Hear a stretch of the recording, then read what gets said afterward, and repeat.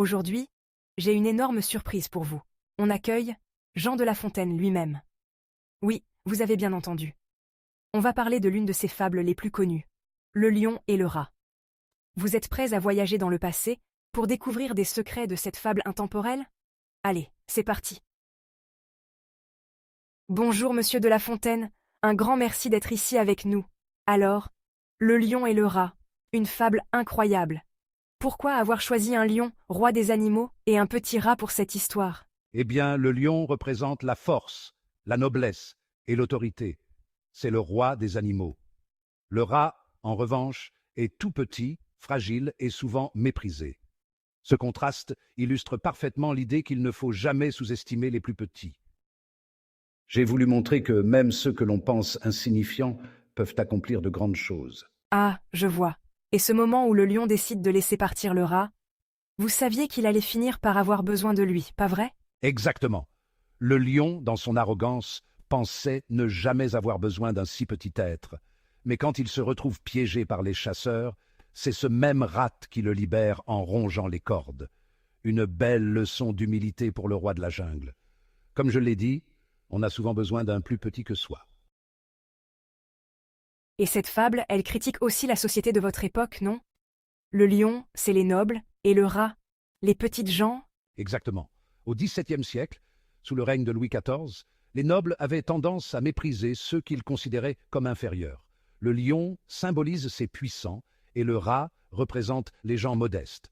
Mais dans la fable, le rat finit par sauver le lion, un rappel que même les plus petits peuvent être indispensables. Cette histoire critique subtilement l'arrogance des puissants et valorise l'entraide. Ah oui, c'est vrai! C'est toujours plus facile de passer par des animaux pour critiquer la société sans avoir d'ennui, n'est-ce pas?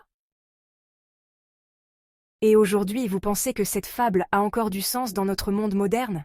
Mais bien sûr, le lion et le rat, c'est une fable intemporelle.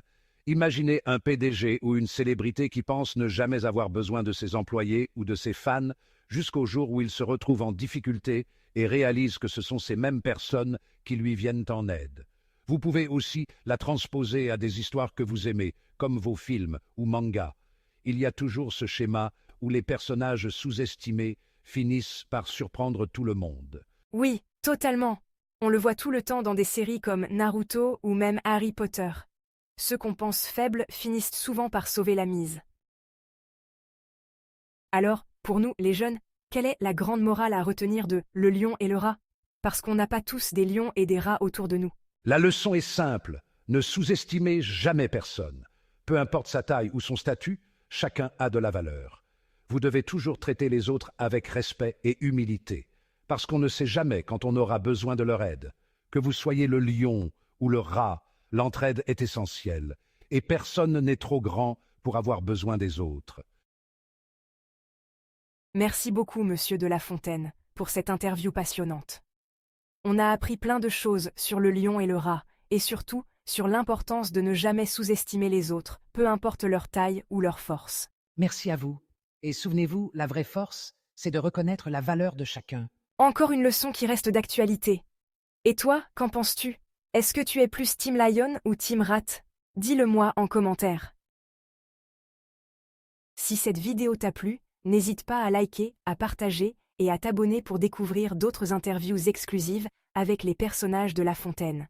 À très bientôt sur La Fontaine réinventée.